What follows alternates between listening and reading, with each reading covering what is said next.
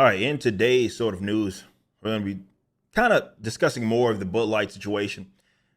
When you think there's a floor, I think the last time I covered this on my channel, we talked about people thinking that it was going to start to even out, meaning that it couldn't go any lower in terms of their sales.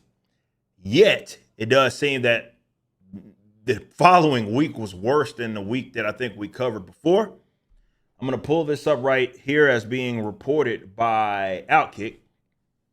Right here, Bud Light just suffered one of its worst weeks yet amid Dylan Mulvaney disaster, with sales plunging over 24% for the week ending in May 13 compared to the same week last year. That's worse than last week, they say, which some believe was the first sign of ongoing boycott loosening its grip. However, numbers tanked again most recently, according to Bump Williams Consulting, which pointed to a larger issue in the analysis. Bud Light is sick, Williams said. It has now infected other healthy brands within the InBev portfolio, and that's a bigger problem in my mind.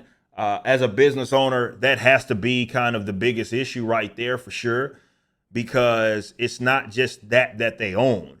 So if folks are starting to really do some digging, which people did, they said, look, man, if you're going to be against this whole Bud Light situation and then you're going to switch beers or you're going to switch alcoholic beverage, you need to understand, under the Anheuser-Busch stuff, there's plenty of other stuff that they sell that you're also going to have to let go of. Therefore, in the event that they say other people are, and most people aren't going to bother to even do that, but a significant amount, that's all it really takes, where you're then losing sales across the board. So it's impacting everything else. It says Bud Light doesn't stop the bleeding, now at risk of losing the entire 3 months of the high demand for beer. So we're entering into the summer months. I think we discussed this a little bit before, that the summer months, this is where their sales are supposed to be basically the highest that they're going to be all year. Yet, if it's on the trajectory that it is on now, then they're in trouble. You have other brands as Wolf, not the best way to start a Monday. Bud Light sales continue to plunge. Its Coors skyrockets. Again, people are replacing it with other light beer.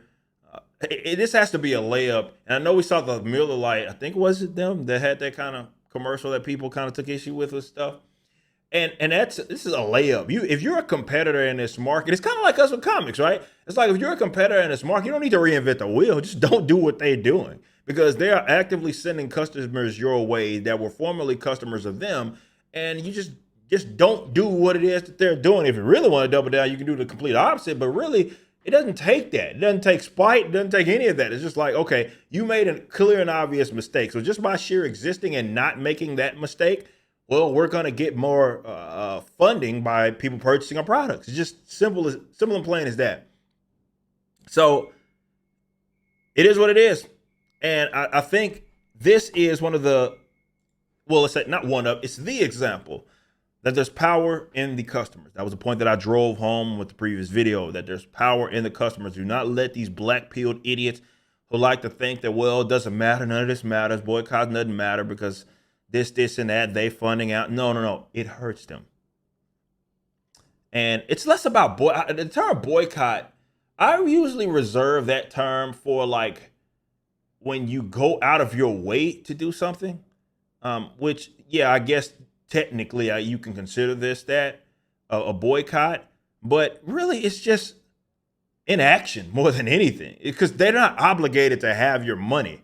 So I think that term is like, why, look, we get what it is that you're meaning when you say Bud Light boycott. For me, it's like, it's just inaction. It's less a boycott. Like, I don't have to do anything extra to just not fund you if you were funding it before. Like, I don't drink beer, so I would never funding any of these companies. But you see what I'm saying? Like, it's just inaction. It's just people saying, yeah, okay, just not gonna. They're not required to have your money.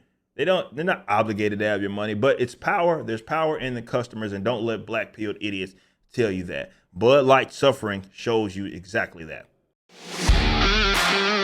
If you enjoyed this video and want to support other content, please become a member at ericdjuly.com.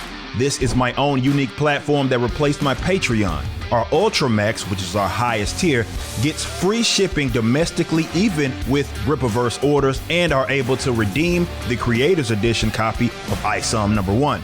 You can move up and down tiers or cancel at any time. Also visit Rippaverse.com. This is my comic book company that launched a $3.7 million campaign. We appreciate your support.